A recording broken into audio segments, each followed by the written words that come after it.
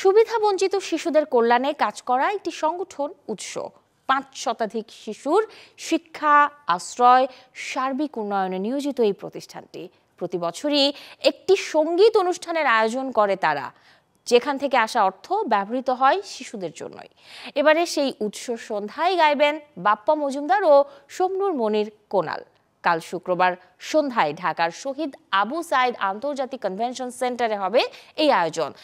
টিকি 5-এ পাওয়া যাচ্ছে টিকিট, ধরনভেদে, যার মূল্য ৭০০ টাকা থেকে ৪,০০০ টাকা পর্যন্ত।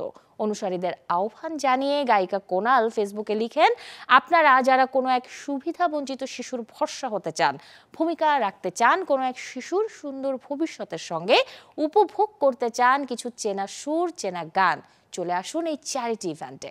সুরের তালে চলুন গুড়ি আগামীর ভবিষ্যৎ।